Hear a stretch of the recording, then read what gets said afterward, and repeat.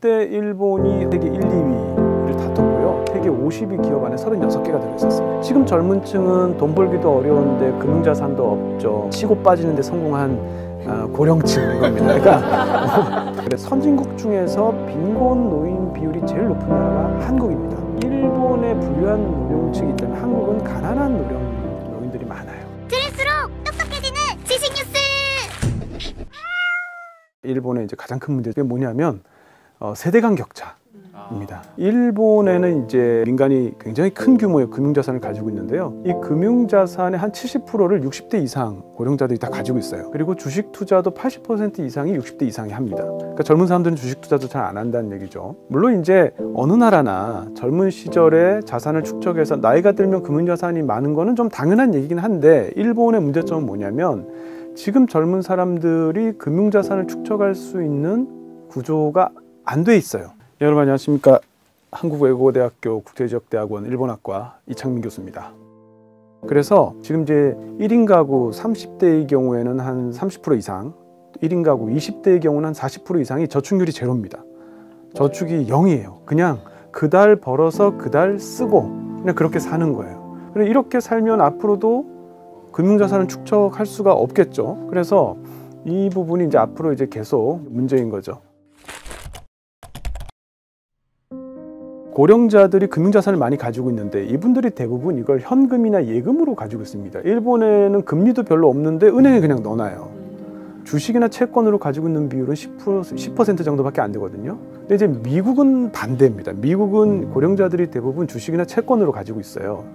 현금이나 예금 비중이 10% 정도밖에 안 돼요. 그럼 이제 주식이나 채권으로 가지고 있으면 이게 기업으로 들어가서 좀 더 생산적인 부분으로 쓰일 수가 있죠. 그런데 일본의 노인들처럼 현금이나 예금으로 가지고 있으면 이게 이제 은행에 들어가서 그 은행은 뭘 하냐면 정부가 발행한 국채를 사는데 그걸 다 씁니다.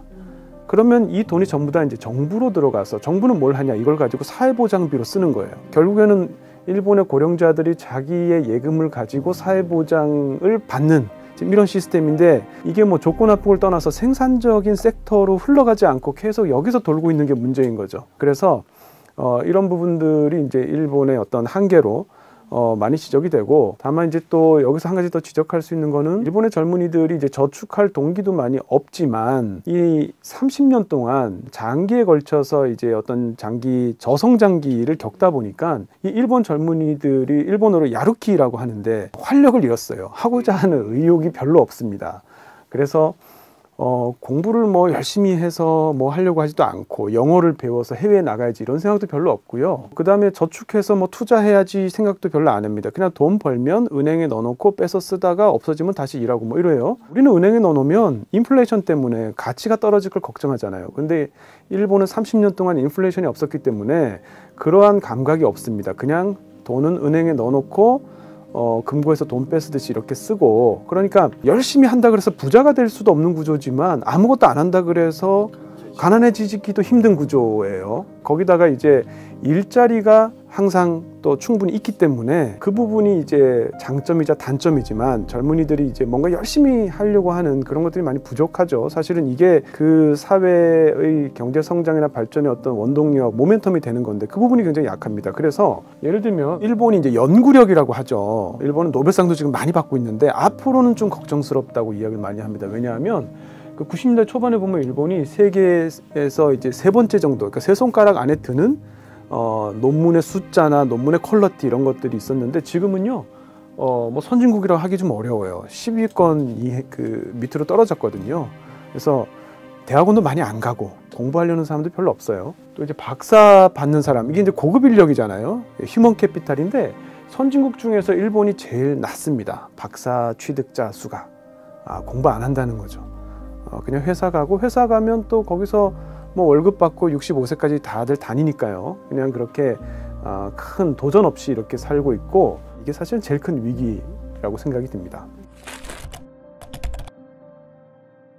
일본이 초고령 사회가 아까 심각하다고 말씀해 주셨는데 이것이 경제에 미치는 영향이 있는지. 일본의 니게키레타 뭐 고레샤 이런 말이 있습니다. 이게 무슨 말이냐면 치고 빠지는데 성공한 고령층인 겁니다. 그러니까 좋은 시절 다 보내고 고도 성장기 버블기에 온갖 좋은 시절에 좋은 거 먹고 풍족하게 쓰고 연금도 풍부하고 현금성 그 금융자산도 풍부히 가지고 있는 70대 이상의 고령자 세대에 비해서 지금 젊은 층은 돈 벌기도 어려운데 금융자산도 없죠. 미래가 그렇게 밝지만도 않고 굉장히 암울하죠. 그래서 세대 간의 어떤 갈등 구조가 있고요. 그래서 일본에서는 소득세에 대한 저항감이 굉장히 강해요. 왜냐하면 소득세는 소득이 있는 사람이 내잖아요. 근데 일본은 부자들은 소득이 없거든요. 할아버지 할머니들은 은퇴하고 소득이 없는데 금융자산이 많잖아요. 그래서 소득세는 저항감이 크고 차라리 소비세는 저항감이 작습니다. 너도 나도 할머니도 아이도 똑같이 소비세 내는 거에 대해서는 차라리 그게 낫다. 그게 더 평등하다라고 생각을 하는 거예요. 그래서 지금 이제 소비세는 앞으로도 더 올릴 수 있는 여지가 있지만 소득세 올리기는 굉장히 좀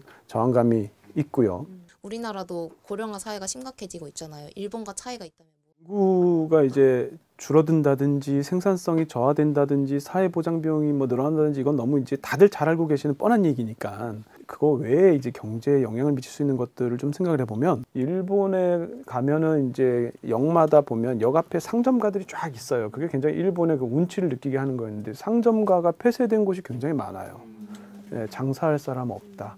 크게 보면 소비할 사람 없다, 투자할 사람 없다. 이게 점점 연쇄적으로 일어나고 있는 게 지금 일본입니다. 그래서 일본 뭐 기업들도 지금 후계자가 없어요.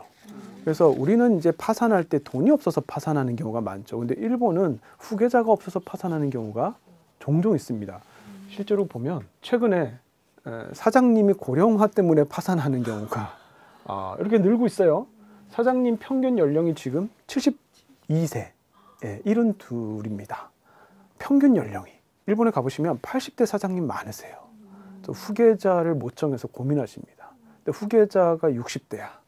그러니까 이제 곧 또 후계자도 곧 또 고령화를 맞이하니까 이런 문제가 있고요. 곧 이제 한국도 이런 문제는 닥치죠. 다만 이제 한국과 일본의 이제 고령자들의 차이점이 약간 있는 게 우리 아까 제가 설명드렸지만 일본의 고령자는 꽤 부유한 편이다. 그런데 한국은 일본이 가지고 있는 문제보다 하나 또 다른 문제를 또 가지고 있습니다. 그게 뭐냐면 일본의 부유한 노령층이 있다면 한국은 가난한 노인들이 많아요. 그러니까 선진국 중에서 빈곤 노인 비율이 제일 높은 나라가 한국입니다. 지금 이제 이 그래프 보시면 한국이 이제 OECD에서 조사한 게 요거는 사실 좀 이제 한 7, 8년 전의 데이터긴 한데 한국이 49.6% 굉장히 높죠. 빈곤율이. 최근에 조사해 보면은 요거보다는 조금 떨어졌습니다.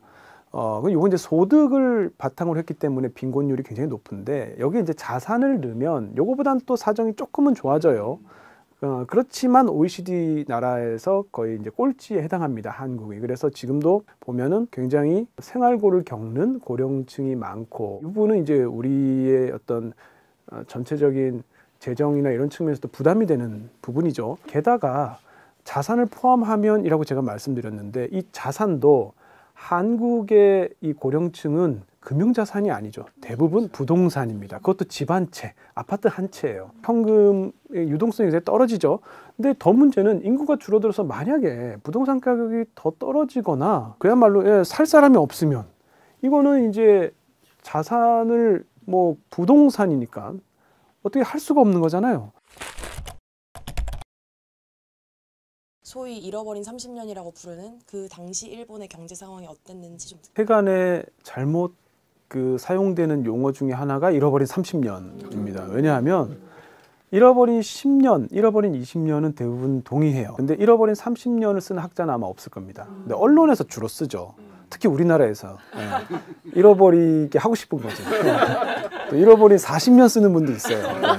그런데 왜 그러냐면 이제 지금부터 설명을 드리면 일본이 최전성기가 1980년대 후반이죠. 그때 일본이 1인당 GDP로는 세계 1, 2위를 다퉜고요. 시가총액 기준으로 하면 세계 50위 기업 안에 36개가 들어있었습니다. 근데 지금은 하나도 없어요.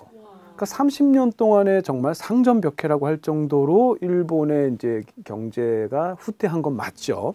맞는데 그 30년을 쪼개서 보면 30년 다 잃어버렸다고 하기에는 조금 어폐가 있습니다. 왜냐하면 그 30년 안에 비즈니스 사이클이 있었어요. 그러니까 경기가 확장되기도 하고 축소되기도 하는데 5번의 비즈니스 사이클이 있었습니다. 그 얘기는 5번의 호황과 불황이 있었다는 얘기고요.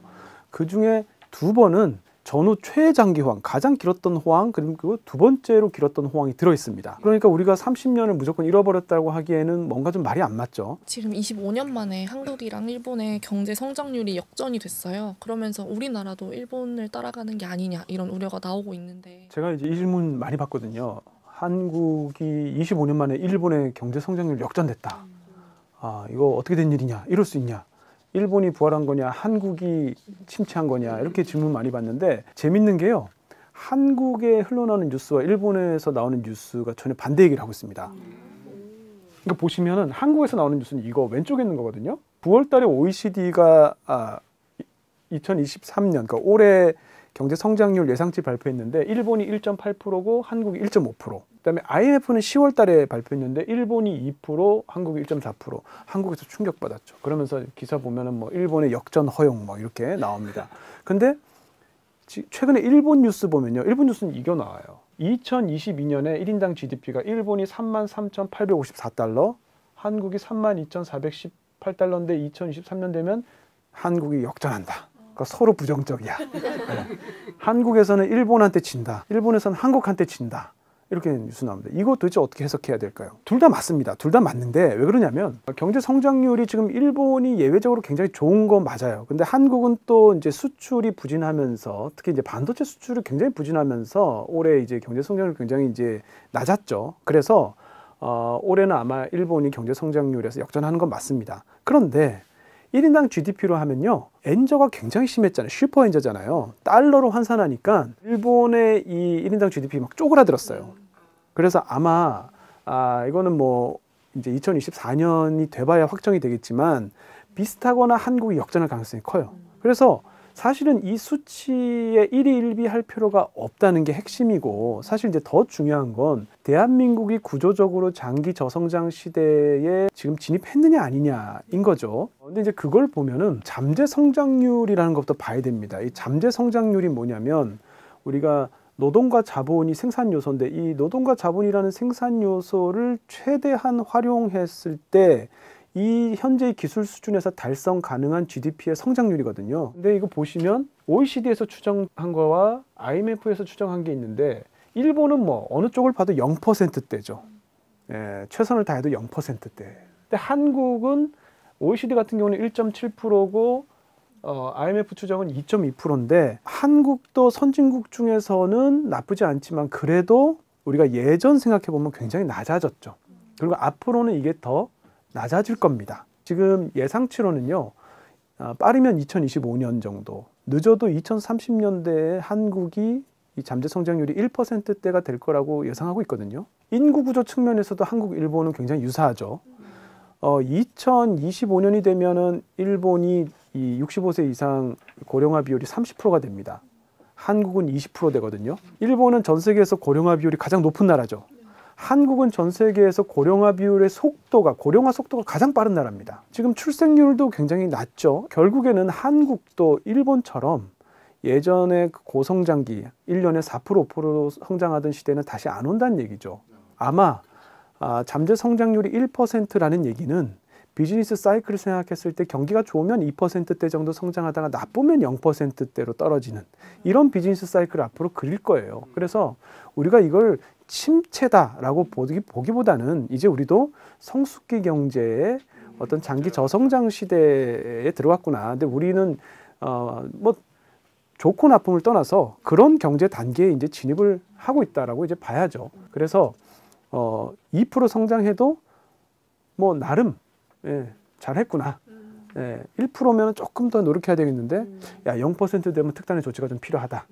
이런 식의 우리가 이제 생각을 해야 될 때가 됐다. 이런 생각이 듭니다. 그럼 이런 일본의 경제 위기나 이런 저성장을 봤을 때 한국이 이렇게 일본을 따라가지 않으려면 한국이 일본을 따라가지 않으려면 어떻게 되냐라고 했을 때 약간 바꿀 수 있는 게 한국이 장기 뭐랄까요, 이제 성숙 경제 단계에 진입하는 거, 이거는 사실은 막을 수 없죠. 인구가 줄어드는 걸 우리가 뻔히 보면서도 못 막는 거랑 마찬가지인데, 이 성숙 경제 단계에 진입하는 것 자체는 막을 수는 없지만, 일본처럼 장기 침체를 10년씩이나 뭐 20년씩 겪는 거, 이거는 막아야 되는 거죠.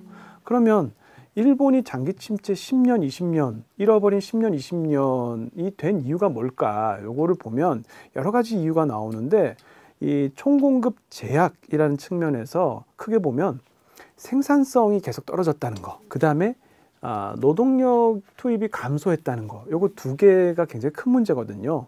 그럼 이제 우리도 이제 똑같은 걸 생각해 볼 수 있죠. 어떻게 하면 생산성이 떨어지지 않도록 할 수 있을까?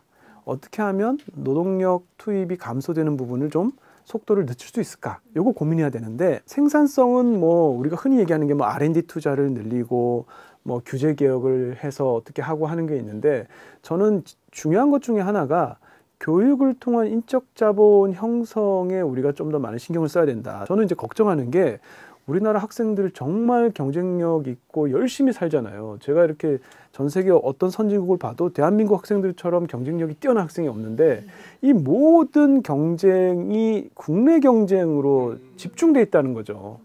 뭐 좋은 대학을 가기 위해서, 좋은 직장을 가기 위해서 하는 이 공부가 사실 글로벌 경쟁하고 아무 상관이 없는 경쟁이거든요. 그래서 뭐 각 주에 나와 있는 조그만 거 외우고, 이렇게 뭐 한국식으로 영어 문법을 공부하고, 이 공부하는 모든 이 쏟는 시간 자체가 글로벌 인재로서 뭐 인적 자본 형성하는데 별 도움이 안 되는, 정말 우리 국내 경쟁에서 이기기 위한 공부잖아요. 이 시스템을 어른들이 좀 빨리 바꿔줘야 된다는 생각이 있고, 그래야 제대로 된 글로벌 경쟁에서 경쟁력 있는 인적 자본을 우리가 키워낼 수가 있고, 두 번째 이제 노동력 감소하는 부분인데, 이건 인구가 줄어들면 어쩔 수 없다라고 생각할 수도 있지만 반드시 그렇지는 않습니다. 왜냐하면 일본이 여기에 성공을 했어요. 일본은 99년부터 생산 가능 인구가 줄어들고 2008년부터 총 인구가 줄거든요.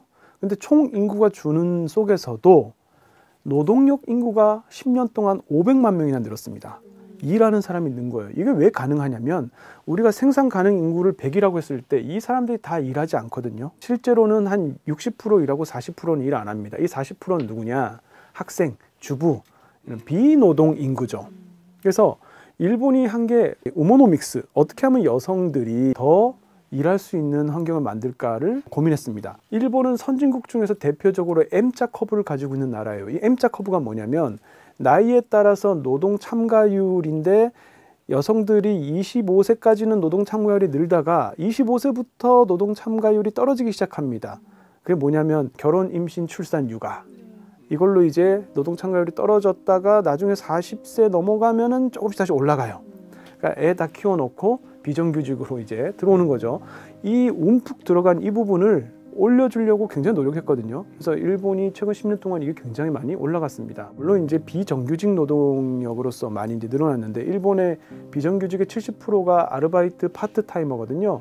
그 아르바이트 파트타이머 같은 경우 70%가 여성입니다. 그러니까 비정규직 여성 노동자들이 많이 늘어났다는 거죠. 정규직이 좋고 나쁘고 뭐 이런 문제를 떠나서 어쨌든 일할 수 있는 사회를 만들어주는 게 중요하고요. 그 다음에 일본이 또 한 게 뭐냐면 고령자들.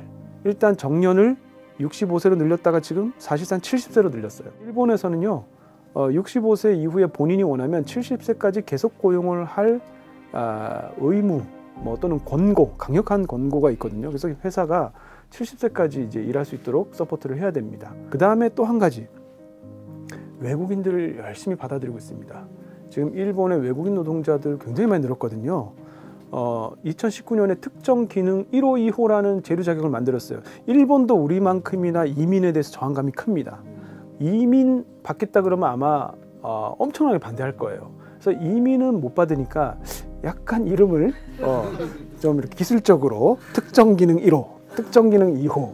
근데 내용을 보면 사실 이민이에요. 왜냐하면 일단 일본어 못해도 돼요. 그리고 인력이 부족한 특정 산업 14개 업종 또는 2개 업종에 에만 취업할 수 있고요. 특정 기능 2호는 갱신 무제한입니다. 그러니까 평생 살 수 있어요. 게다가 가족 동반 가능합니다. 이민이죠. 이민이지만 이민이란 말은 쓰지 않습니다. 특정 기능이 있어야 돼요. 어떤 기능? 일본어 못해도 되는 기능. 그래서 뭐 이런 식으로 우리가 이제 고민을 하면서 어떻게 하면 여러 방면, 그러니까 지금 일할 의사와 능력은 있음에도 일하지 못하는 사람들을 노동시장으로 끌어들이고, 그게 이제 여성이나 고령자겠죠.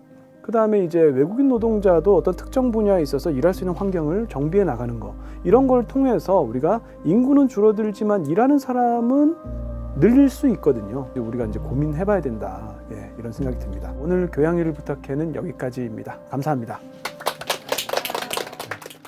일본이 이제 트라우마가 있습니다. 예, 무슨 말이냐면 30년 동안 금리 있는 세상에 대한 면역이 전혀 없어요. 너무 충격인 거죠. 이게 한국은 가계부채가 문제다 이렇게 얘기하는데, 오르기 시작하면 일본도 가계부채, 기업부채, 이거 시한폭탄이 될 가능성이 큽니다. 이거는 잃어버린 30년 확정입니다. 들을수록 똑똑해지는 지식 뉴스.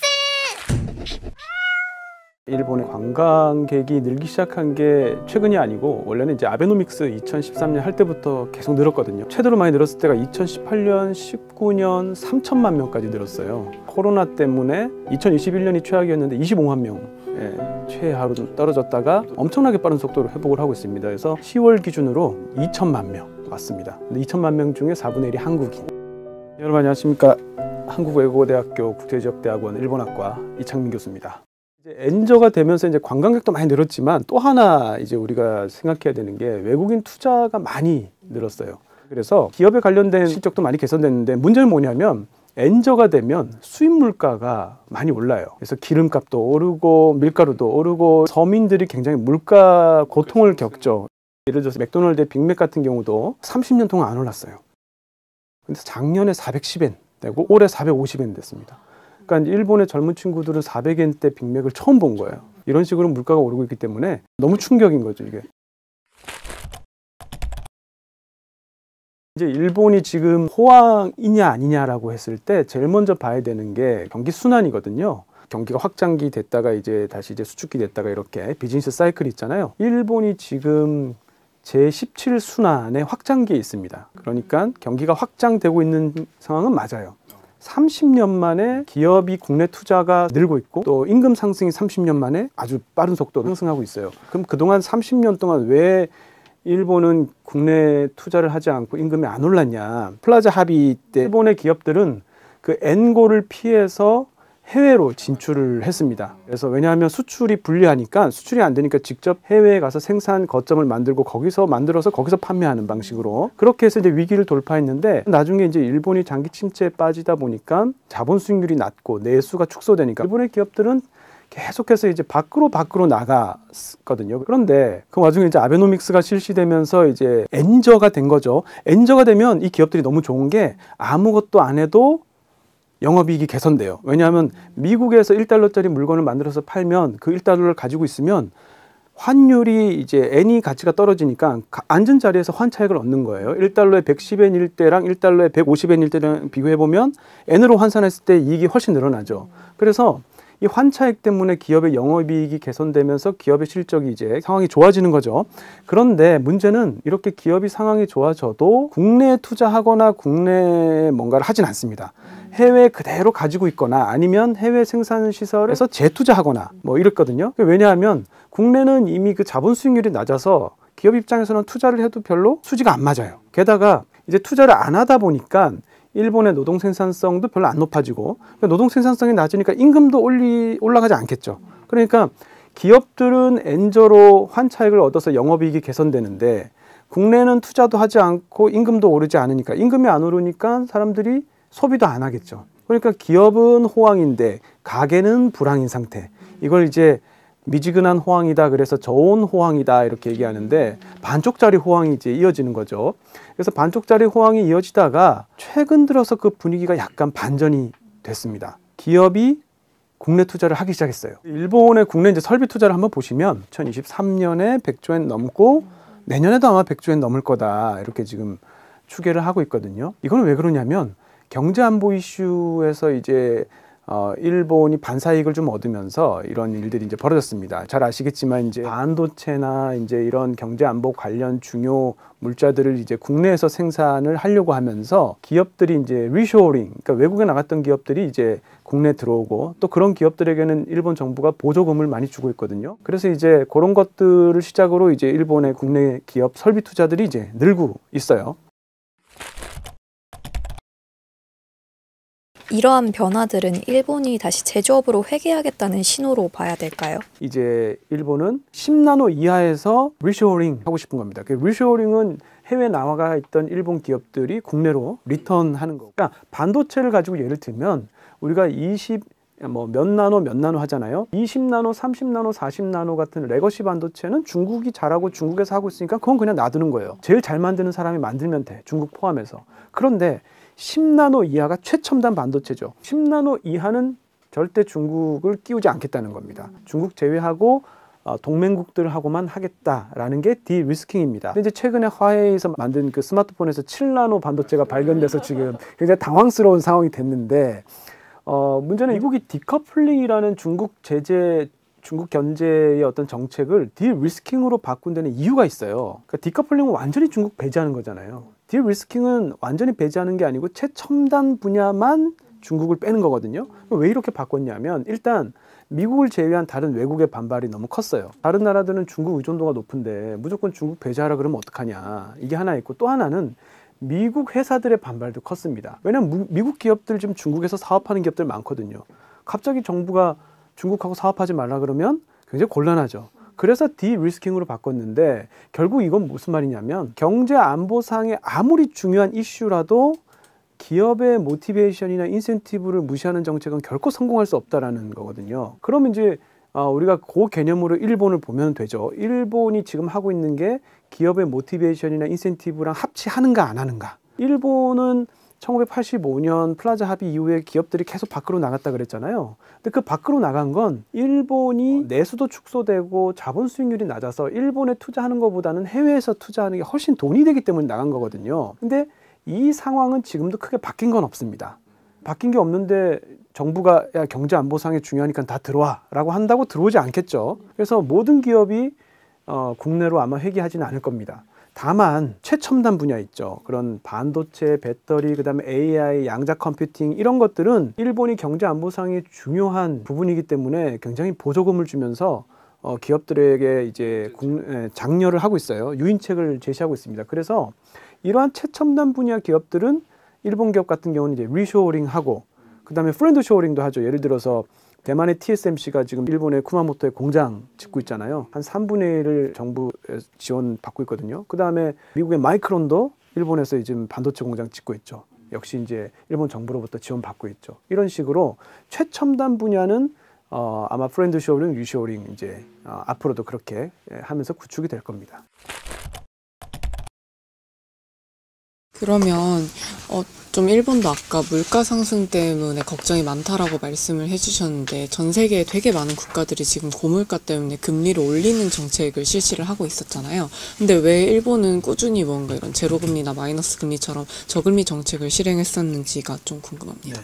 아까도 말씀드린 것처럼 일본이 이제 제로금리를 1999년부터 실시했고요. 사실 저금리는 그거보다 더 빨리 실시했어요. 이제 버블이 붕괴될 때 91년, 2년부터 금리를 계속 떨어뜨려 가지고 저금리는 그때부터 시작이 됐고 아예 제로금리로 간 게 1999년이고 거기서 이제 마이너스 금리로 간 게 이제 2016년부터죠. 그러니까 금리는 한 30년 이상 계속 이제 낮은 금리를 유지했는데 일본이 이제 지금 7년 동안 마이너스 금리를 유지하고 있는 거는 트라우마가 있습니다. 어떤 트라우마가 있냐면 일본이 2001년부터 6년 사이에 전 세계에서 최초로 양적 완화를 했었어요. 이 양적 완화는 폴 크루그먼이라는 경제학자가 98년 논문에서 처음에 제시를 했는데 그걸 일본이 제일 먼저 실험적으로 실시했거든요. 전 세계에서 가장 먼저 2001년에 고이즈미 총리 때 실시했습니다. 그걸 왜 했냐면 일본이 90년대 잃어버린 10년을 보냈잖아요. 여기서 탈출하기 위해서 특단의 조치가 필요하다. 그래서 우리가 실험적으로 양적 완화라는 걸 해보자 그래서 양적 완화를 했습니다. 그래서 나름 성공을 했어요. 그게 이자나미 경기 73개월 동안의 호황이거든요. 그래서 2006년이 되면서 야 이제 호황이 됐으니까 그만해도 되겠다. 이렇게 이제 판단을 하고 양적 완화를 멈추고 금리를 살짝 올렸어요. 근데 금리를 올리자마자 그 다음에 뭐가 있었냐면 2008년에 글로벌 금융위기가 생겼죠. 그러면서 이제 전 세계의 이 이코노미스트들한테 비난을 받습니다. 양적 완화를 할 거면 좀 더 두껍고 길고 담대하게 해야지. 게다가 일본은행은 2008년에 금융위기가 발생을 하면서 유럽이나 미국은 양적 완화를 실시했는데 그때는 또 주저하면서 못해요. 그러면서 정책 대응도 늦고 할 때 또 제대로 못하고 이런 비난들을 받으면서 일본은행의 그 정책 입안자들, 담당자들이 굉장히 마음에 상처가 됐습니다. 트라우마가 됐어요. 그래서 지금은 정말 충분한 신호가 보일 때까지 내가 양적 완화를 섣불리 그만둬서는 안 되겠다라는 컨센서스가 있고, 일본은 밖으로 알려진 바로는 소비자 물가 상승률 2%가 꾸준하게 정착되면은 이제 금리 정상화하겠다 그랬는데, 사실은 그거 말고 보는 게 3개 더 있습니다. GDP 디플레이터라는 거 보고요. 그 다음에 단위당 노동비용이라는 거 보고, 그 다음에 GDP 갭이라는 거 봐요. 이 4가지를 봐서 이 4가지가 다 플러스로 전환이 되면 이제 디플레이션에서 탈출하고 일본이 장기 침체에서 벗어났구나라고 판단하는 건데, 문제는 이 GDP 갭이 문제였습니다. 계속 마이너스였어요. 나머지 3개는 플러스로 전환이 됐는데, 그러다가 올해 2분기, 그러니까 4월, 5월, 6월 달에 이 GDP 갭이 플러스로 전환이 딱 됐거든요. 그럼 4개 다 이제 된 거잖아요. 그래서 이제 다 됐다. 이제는 해도 될 것 같다. 금리 정상화 해도 될 것 같다라고 생각을 하고 있었는데, 3분기, 그러니까 7월, 8월, 9월 실적의 GDP 갭이 마이너스로 떨어졌습니다. 그러니까 정말 이렇게 아슬아슬한 거예요. 그러니까 마음 놓고 금리 정상화 합시다라고 얘기하기가 굉장히 애매한 상황인 거예요. 정말 경기가 좋은 게 맞나? 애매한 상황인 거예요. 그래서 지금 우에다 일본은행 총재가 기자회견에서 이런 얘기를 했어요. 기자가 일본이 대체 언제 이 금리 정상화를 할 거냐 이렇게 물어보니까 우에다 총재가 뭐라고 대답했냐면, 이 금리 정상화를 늦게 해서 생기는 부작용보다 섣불리 빨리 해서 생기는 부작용이 훨씬 두렵다라고 그랬습니다. 이게 무슨 말이냐?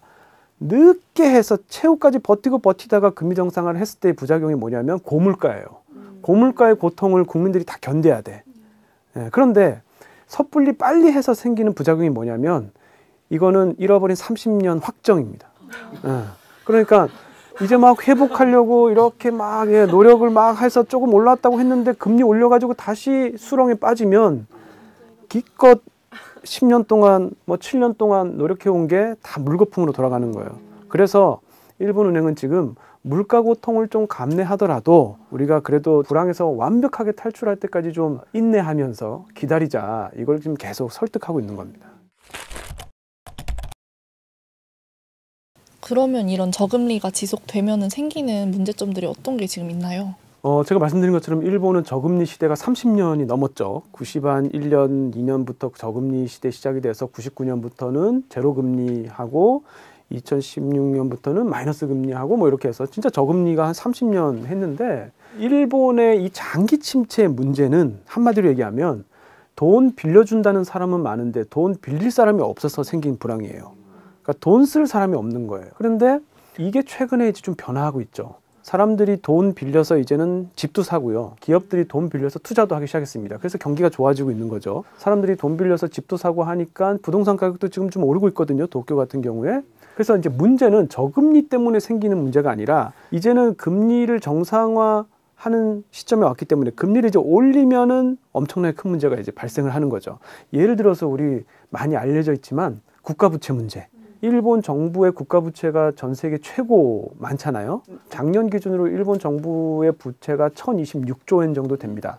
근데 일본 인구가 1억 2,600만 명이 조금 안 되기 때문에 인구로 나누면 일본 인구 1인당 1억 원씩 빚이 있는 셈이에요. 엄청난 빚이죠. 그런데 만약에 금리가 1%포인트 오르면 일본이 추가적으로 갚아야 될 이자가 한 100조 원 정도 돼요. 그러니까 10조 엔이 넘거든요. 그러니까 엄청난 이자를 감당해야 되기 때문에 그게 이제 부담이 된다라고 사람들이 얘기를 많이 하죠.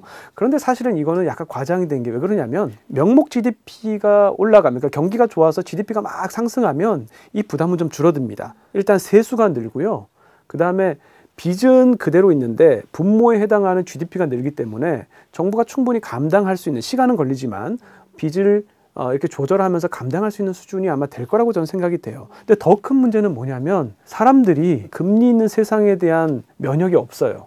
예, 무슨 말이냐면 30년 동안 이 사람들, 특히 젊은 사람들, 20, 30대, 40대까지는 금리가 없는 세상을 살아오다 보니 금리 있는 세상에 대한 면역이 전혀 없어요. 예를 들어서 우리 집을 살 때, 한국에서는 집 살 때 은행에 집담보대출하면 100% 다 못 빌리거든요.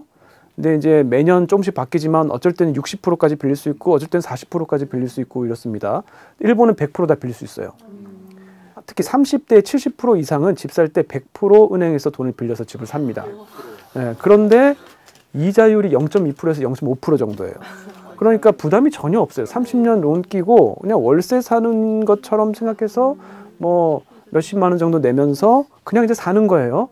그런데 이게 만약에 금리가 올라가면 상상하지 못했던 이 일본 사람들이 젊은 친구들이 겪어보지 못했던 세상에 이제 처음 겪는 세상이 이제 오는 거죠. 지금 실제로 금리가 약간 오르면서 고정금리의 경우에 3%까지 그 주택담보대출 금리 상품이 나왔거든요. 아마 이제 이게 나중에 이제 문제가 될 거고 기업들도 마찬가지입니다.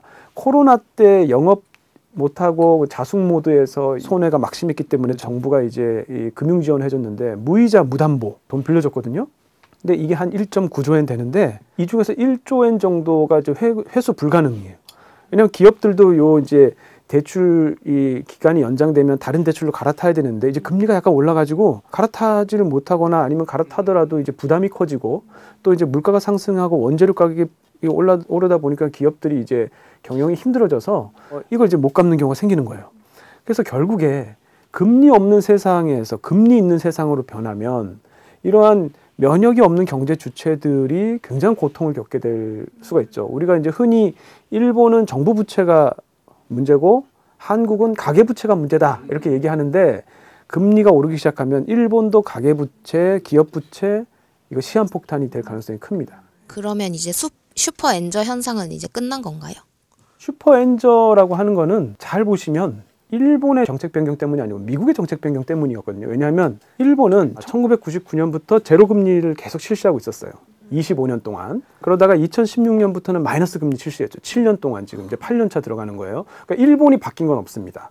그런데 슈퍼엔저가 시작된 거는 작년 3월부터거든요. 2022년 3월. 작년 3월에 무슨 일이 있었냐면 미국이 금리를 올리기 시작했어요. 그러니까 미국이 금리를 올리고 미국과 일본의 금리 차가 벌어지면서부터 슈퍼엔저가 시작된 거거든요.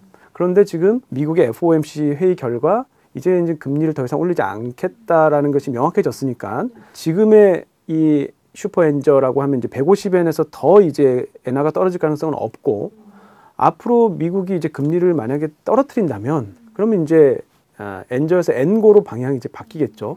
거기에 더해서 일본이 금리를 이제 올리기 시작하면 더 이제 엔고가 가속화될 텐데 지금 이제 두 가지 설이 나오고 있어요. 1월 달에 일본이 금리 정상을 할 건지 아니면 4월 달에 할 건지. 근데 4월 달에 하면 춘투 결과를 보고 일본이 완전히 이제 임금이 물가 상승을 견인하고 있다라는 거에 대한 확신을 가지면 이제 4월 달에 올리는 건데 이럴 경우에 이제 불안한 요소가 한 가지 있습니다. 뭐냐면 미국이 지금 금리 내린다고 했잖아요. 미국이 금리 내린다는 것은 미국의 경기가 상승 기조가 꺾이고 침체 기조에 들어갈 수 있다는 얘기거든요. 그런데 미국이 침체가 만약에 되면 일본도 그 영향을 받거든요. 수출이 잘 안 되고 할 테니까 일본도 침체가 될 가능성이 큰데 그런데 거기에 대고 금리를 올리기에는 부담스럽죠. 그러니까 반대의 정책을 펴야 되기 때문에 차라리 일본이 좀 빨리 선수를 치자라는 의견이 있습니다. 그래서 1월 달에 일본이 먼저 금리를 올리고 그러니까 금리 정상을 하고 상황을 봐가면서 좀 미국의 금리 인하 상황을 보면서 거기에 맞춰서 대응하자라는 의견이 있거든요. 그래서 지금 우에다 총재가 엄청나게 지금 고민하고 있어요. 이거 굉장히 그 고차원의 방정식이기 때문에 네, 전 세계 경제 흐름도 예상해야죠. 미국의 움직임도 예상해야죠. 일본 국내 경제 상황도 예상해야죠. 이래서 엄청나게 고차원의 방정식을 풀고 있는 겁니다. 네. 한국이랑 일본의 관계를 어떻게 보고 또 어떻게 진단하는 게 바람직할지 궁금합니다. 이거 이제 제가 할 말이 좀 있는데 예, 그 한일 관계 질문 전 정말 많이 받거든요. 저는 이런 질문 많이 받아요. 야, 한국하고 일본이 이 갈등 어떻게 없앨 수 있을까요? 근데 질문이 잘못됐죠. 갈등은 없앨 수 없습니다. 한일 갈등을 없애는 건 불가능해요. 갈등은 관리의 대상이지 제거의 대상이 아니에요. 갈등이 있는 건 너무나 당연하고 우리가 이 갈등을 어떻게 하면 조절을 잘해서 극단적인 상황으로 가지 않도록 어떻게 하면 이제 컨트롤 할 것이냐 이걸 고민해야 되고요. 그러려면 한국도 약간 변하고 일본도 약간 변해야 됩니다. 한국은 뭐가 변해야 되냐? 일단 4대 강국이라는 표현부터 이제 안 써야 돼요. 4대 강국이라고 하는 나라들, 그러니까 중국, 일본, 미국, 러시아만큼 한국도 지금 강국이에요. 그러니까 중국이나 미국이나 일본, 한국 눈치 굉장히 보거든요. 지금은 러일 전쟁이나 청일 전쟁처럼 19세기, 20세기 초반하고는 완전히 상황이 다릅니다. 그래서 어떤 사람은 미일 고래 싸움에 한국이라는 새우에 등이 터진다고 하는데 한국이 새우 아니거든요. 예, 한국이 뭐 고래까지는 모르겠지만 돌고래보다는 훨씬 크고 예. 그래서 결코 한국이 새우가 아니라는 사실을 우리도 알고 있잖아요. 그런데 이걸 우리가 인지하고 그렇게 행동할 필요가 있다. 무슨 말이냐면 한국은 더 이상 장기판의 말이 아닙니다. 근데 4대 강국 이러면 우리가 스스로를 말로 규정하는 거예요. 근데 한국은 이제 장기판의 말이 아니고 장기를 두는 나라인 거죠. 그래서 이렇게 인식을 바꾸면 어떻게 되냐면 지구본을 내려다보는 외교, 세계 전략 이런 거 이제 생각해야 돼요. 우리는 항상 1대1 관계만 생각하거든요. 한일 관계, 한중 관계, 한미 관계. 근데 이제는 전 세계를 바라보는 세계 전략 생각해야 돼요. 우리가 상대적으로 관심이 적었던 아프리카, 대아프리카 전략 어떻게 할지, 대남미 전략 어떻게 할지, 대중동 전략 어떻게 해야 될지 이런 거 다 이제 고민해야 됩니다. 왜냐하면 한국의 유력 정치인이나 뭐 기업 총수가 한마디 하면 전 세계 뉴스가 되는 세상이에요. 한국의 영향력이 그만큼 크기 때문에 우리가 전 세계를 대상으로 한 세계 전략을 짜야 되고 그러면 일본에 대한 과도한 관심도 이제는 좀 줄어들 거라고 저는 생각합니다. 지금 우리는 1대1 관계로 항상 세상을 바라보다 보니까 일본에 대해서 너무 과도한 관심을 가지고 있어요. 일본은 단지 22개 선진국 중에 하나일 뿐입니다. OECD를 보나 IMF를 보나 IBRD를 보나 공통적으로 꼽는 22개 선진국이 있어요. 그 안에 한국과 일본이 들어가거든요. 그러니까 22분의 1로 우리가 생각을 하면 돼요.